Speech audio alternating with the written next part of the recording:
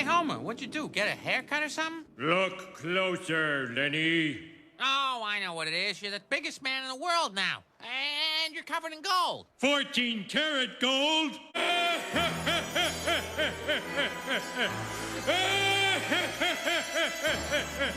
Welcome back to the Monday Morning Point Guard podcast. On today's episode, going to be discussing the NBA draft lottery and more specifically, the Orlando Magic, who won that lottery.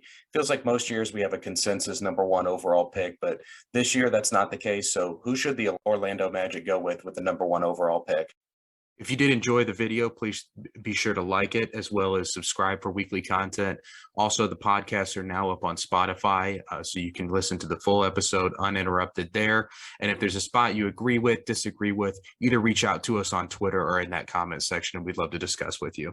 First of all, huge congrats to the Orlando Magic and their fans. For just too many years, this organization has been riddled with just horrendous luck. Tons of injuries, like last season with Jalen Suggs, who missed significant time, but even more so before that with guys like Markelle Fultz and Jonathan Isaac. And particularly with Isaac, it looked like he was a future defensive player of the year type player, but who knows now with all the injuries. And it's not only been the injuries for the Magic. Orlando hasn't been able to draft a franchise-altering type player since the 2004 draft with Dwight Howard. And it just feels like every draft they've been on the outside looking in. If it's a two-player draft, they pick third. If it's a five-player draft, they pick sixth. They're always just missing out on the top guys. I know they had the number 2 overall pick back in that 2013 draft, but that was just a really weak and weird draft. I mean, Anthony Bennett went number 1 for God's sakes. So obviously Magic fans have to be super pumped to get the chance for the organization to control its own destiny in a draft that has 3 superb top prospects right at the top, like 3 potential franchise-changing players. It's just exactly what this team needs to add a potential face of their franchise to an already promising young team. It has the chance to kick the rebuild into high gear and propel them to a promising future. So who should they take? All of the projected top 3, Chet, Jabari, and Paolo, have shown considerable upside, but all 3 have significant warts. And I want to briefly give a general overview of what each of the 3 represent as players, what they bring to the table, and then where things could potentially go wrong for them. If you're looking for more of an in-depth prospect breakdown, I did one for each of these 3 players about 2 months ago or so. So I'm going to link those in the description if you want to check those out. But let's first just start with a little comparison, ranking the players on a few of the categories that I think are important in terms of what makes a good NBA player. Shooting wise, I don't think there's any question that Jabari Smith is the best out of the 3. I will give Chet like the slightest of edges in the shooting department over Paolo. Scoring package wise, in my mind, Paolo has the much better arsenal of moves, and playmaking, again, no question, goes to Paolo. Rebounding, all of the players are really solid on that end, but I'm going to give Chet the nod. And then defensively on the perimeter, Jabari Smith is unquestionably the best, with Chet Holmgren unquestionably the best on the interior, and then Paolo is just light years behind either of those 2 in both of those categories. So far, it looks like the Magic should either take Chet Holmgren or Jabari Smith, but as we all know, some skills are more important than others, and this ranking doesn't really factor in whether or not a player has a huge advantage in one category or just a slight advantage in a category. So let's talk about the players briefly individually, starting with Chet Holmgren, the player I've seen most mock drafts have going number 1. Chet is the ultimate high-risk, high-reward prospect. He has the lowest floor out of the 3, but also has the highest ceiling to go along with it. And in a world where every single player hits their conceivable potential, Chet is by far the best player from this draft. A good example of what I mean by conceivable potential is Giannis. The version of Giannis that we have now is nothing that any NBA expert could have possibly predicted for him at the time of the draft. Greek Paul George was the comp for him entering the draft. So nobody in a million years would have expected him to become the evolutionary version of Shaq. So in the world where everybody from this draft reaches their highest potential that we can possibly picture for them, Chet would absolutely go number 1 in that draft. So what makes Chet so enticing as a prospect? Well, the simplest way to put it is he's a 7-foot tall guard on offense and a defensive anchor on the other end of the court. The best part of the Chet package is absolutely what he can bring to the table defensively. Chet is an elite shot blocker. He actually set the record for blocks in a season at Gonzaga, and that didn't come off the back of him recklessly challenging people at the rim where his goal was to just bat the ball into the 10th row. He contested shots very intelligently and in control, letting his superior length do the work for him. It wasn't even necessarily the case that he was going for shot blocks. He was just always in the right place at the right time to make a really strong contest at the rim, and that just happened to result in a lot of shot blocks. On the perimeter, I think he's going to be quick enough that if he gets switched onto a guard, he's going to be able to hold up fine at the next level. He doesn't have elite lateral quickness by any means, but I think he has just enough that when you combined it with his length, he isn't going to get completely embarrassed out there. Offensively, he really doesn't have anything that stands out. He's just really solid in all areas. He's not an elite sharpshooter, but he's enough of a catch and shoot threat that it's something that you have to be worried about as a defender. Off the dribble, he has a pretty refined package, especially when you consider that he's a 7-footer and he can either hit you with a mid-range pull-up, a floater in the lane, or go right to the hoop with either a crafty layup or a big dunk. And while he isn't likely ever going to be the type of player who can just ISO up top and cook you, situations where he has either the mismatch or is 1 to 2 dribbles away from the hoop, that's where he can be really effective. Above all else, Chet has tremendous feel for the game and instincts on both sides of the ball. Now, the weakness in Chet's game should be fairly obvious when you just look at a photograph of him, and that's his weakness physically. In college and in high school, his slight frame really hasn't hurt him that much. He's always been able to mitigate some of those issues with his insane length. But going forward, I'm going to expect that to be more of an issue for him. During the Memphis game, specifically during the tournament, Chet was matched up with maybe not a ton of NBA caliber players on that Memphis side, but there were a lot of NBA caliber athletes out there for Memphis, and he had a really tough time staying out there on the court, and Memphis was attacking him at the basket with no fear. They were able to bully him and keep him in foul trouble throughout the game. So that's a huge concern for me, and it's one that I'm not sure that Chet is going to be able to resolve. He just doesn't have a frame that's going to allow him to pack on a ton of muscle. So the question mark for Chet is, how is he going to hold up for an entire NBA season? Is he going to be able to make it the full 82-game schedule?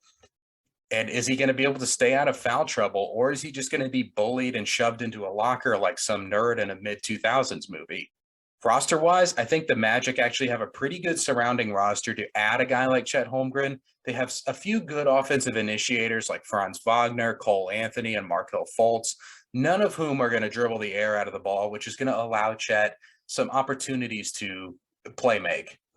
And then at center, they have Wendell Carter, who's going to be able to protect Chet Holmgren from those Joel Embiid and Nikola Jokic type matchups, similar to what the Cavs did this season with Evan Mobley paired alongside Jarrett Allen. If the Magic do decide to go with Chet Holmgren, they are betting on their player development department. There just isn't a role for Chet in the NBA with our current archetypes. So in terms of a plan, the Magic front office, coaching staff, and player development departments all have to be on the same page for what they want him working on and how they want to use him. That just seems really risky to me since, in my opinion, the Magic haven't exactly had a super stellar track record of player development. Over the decade, to be fair, they've not had a ton of really blue chip type prospects, but if you think about guys like Victor Oladipo, he really didn't get going until he got out of that Orlando system. Aaron Gordon, another guy, he was pretty much raw as a player, but he was super athletic and had an extremely high ceiling entering the league, but he just never developed the way that the Magic wanted or hoped. But for me, Mo Bamba is the real reason that I'm skeptical of the Orlando Magic taking Chet Holmgren. And while Bamba was way more raw as a prospect in terms of skill compared to Chet, Bamba was a specimen in terms of the type of athlete he was and was basically a blank slate in terms of developing a role for him in the NBA. Chet has a little bit of that blank slate to his game, so I would be really concerned about the Magic's ability to engineer a role for him that's going to protect Chet from the things that he isn't good at and accentuate the things that he is good at. If the plan is to just make Chet Holmgren a stretch five and call it a day, I think it's going to look really rough. And it's not even as if the Magic have a bad player development department, because I think they've done a fine job for the most part. But when they've been given players that require them to think outside the box in terms of roles in the NBA, they just haven't gotten it done. So for me, Chet just isn't the best option for them. Jabari Smith is the next player I see tossed around a lot as a potential number one pick for the Orlando Magic. And for me, this represents the play it safe option. Jabari Smith has the lowest ceiling of these three guys, but he also has the highest floor by far. And that's not to say that Jabari Smith doesn't have all NBA type potential, because he absolutely does. I'm just not sure he has the potential to be the best player on a championship team. But unlike the other two players, Jabari Smith's skill set pretty much guarantee that he will at least be a good player at the NBA level. Even in the worst case scenario where he never really improves or develops, I just don't see any way that this guy doesn't at least have a 10-year career. He's a 6'10", versatile, switchable defender who's a lethal sharpshooter. Every team in the league has room on their roster and in their rotation for a guy like this. Now, that's the worst case scenario for Jabari Smith, but from all accounts, he's an extremely hard worker. So I expect that he's going to develop into a really, really good player. And if you don't believe everything that you hear, that hard work was on full display throughout the college season. And Jabari Smith easily has the best motor of these three prospects. So I fully expect Jabari Smith to continue to develop and refine those offensive skills. He's already shown an ability to be a three-level scorer, so I expect him to continue to improve in those areas. A versatile, willing defender who's also a three-level scorer, that starts to sound more and more like a number one pick. But as I mentioned earlier, all three of these prospects have pretty big holes in their game, and Jabari Smith is without a doubt his potential as a playmaker. He has no trouble beating his man one-on-one, but where he really struggles is his ability to read the second level of defenders or just pass out of a double team. At times, he really just gets tunnel vision when he's trying to score, and that results in some really difficult and bad shots. Handles-wise, he has none. He almost stands completely upright when he's dribbling the ball, and it just looks really clunky and unnatural to him. In my opinion, he just has too far to go as a playmaker to be the type of player who can initiate offense for you. He's likely always going to need someone who can set up his scoring opportunities for him. And do the Orlando Magic already have that guy on the roster? Well, maybe they do, maybe they don't. I think you're hoping that Jalen Suggs becomes that type of guy, but after his rookie season struggles, I wouldn't want to bank on him becoming that player. I wouldn't want to bank my draft strategy on that. Both Cole Anthony and Franz Wagner have shown flashes of becoming players that are capable of being a primary playmaker, but it's been just that, flashes. So do you want to bank on any of those guys becoming a primary playmaker? I just don't know. There were 27 players in the NBA last season who averaged at least 20 points per game during the regular season. And there's likely even more who could have if they had been given the opportunities. So finding someone to fill that 20 points per game score type role in the NBA just isn't that difficult. The other thing working against Jabari Smith is he just isn't a great shot blocker or presence around the rim the way Chet Holmgren is. And while he is a very versatile defender, he just isn't ever going to be a defensive anchor. Again, the Magic may or may not have that already on their roster. Mo Bamba is certainly someone who's shown the potential to be a defensive anchor, but there's really no guarantee the Magic even bring him back with just how slow his development has been. Also, like the guard core, I don't know if you want to bank your draft strategy around Bamba developing into a defensive anchor at this stage. Wendell Carter, he's pretty solid in the low block, but he just isn't ever going to be a transformative defensive player like a Bam Adebayo, Rudy Gobert, or Jaren Jackson Jr. The primary offense initiator and the defensive anchor are the two most important roles to fill in the NBA. And with guys like Chet Holmgren, who's a potential defensive anchor, and Paolo Banchero, who's a potential primary playmaker, can you afford to take a guy number one overall who doesn't fill either of those roles? I just don't think so. And even though I expect Jabari Smith to be a good player to a really good player in this league for a long time, I just don't think adding him is going to push the Magic far enough forward to change their destiny as a franchise. And that gets me to who I think should be the number one overall pick, and that's Paolo Banchero.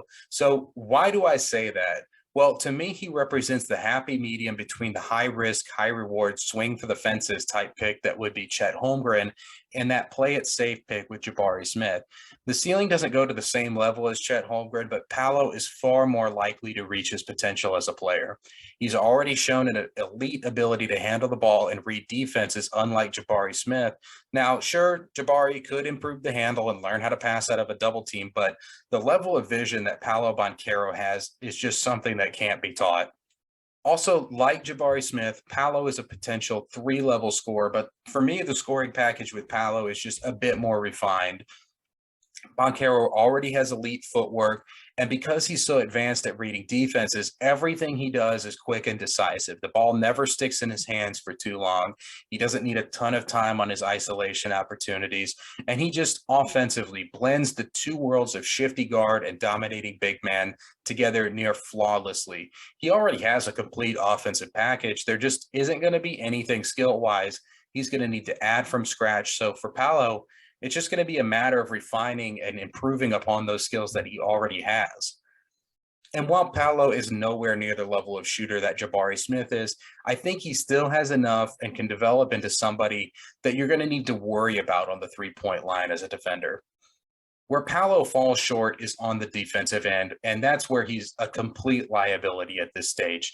The effort most times on that end is just abhorrent, and when you combine that with a lack of defensive instincts, it's pretty much a disaster for him out there most nights. Now, the defensive instincts criticism might be a little bit overblown. It is entirely possible that his effort on defense is just so bad that it makes it look like he has no idea what he's doing out there. And if you're a Paolo detractor, this would be the reason why you would be hesitant to take him with that #1 pick. But I think of the three prospects' deficiencies, this is the most correctable. The reality is Banchero has likely won at every level of basketball that he has played in his life so far to this point. So that lack of effort defensively just hasn't mattered. And he doesn't strike me as a lazy guy. His skills are just far too refined to not have come off the back of some extremely hard work, and particularly with the footwork. Footwork just isn't something that's ever going to come naturally to someone. It's just a matter of repetition after repetition after repetition. That just isn't the type of thing that a lazy player would excel in. So after a few losing seasons, that might be enough to give him the push to really put in effort on the defensive end of the floor. In terms of roster fit with Paolo, I don't really see any reason why it wouldn't work out with the Magic. You can slide Franz Wagner up to the 3, play Paolo and Carter Jr. alongside one another in the post. And then you can go with whatever guard combo you like. You become a really big physical team, and you still have enough ball handling and playmaking out there that you're going to be fine. And then with 3 guys that are able to generate their own offense and to some degree generate offense for others in Paolo, Cole Anthony, and Franz Wagner, that should really go a long way to improve the very stagnant offense that Orlando suffered from last season. So if the Magic go the Paolo route, it's still going to give them an all-NBA potential face of the franchise type guy, but with a lot less risk than Chet Holmgren. And just in general, out of Chet's physical weakness, Jabari's lack of playmaking, and Paolo's poor defense, Paolo's issues are the most likely to be rectified since he has all the tools to be a solid defensive player, and it's just a matter of him buying in, basically.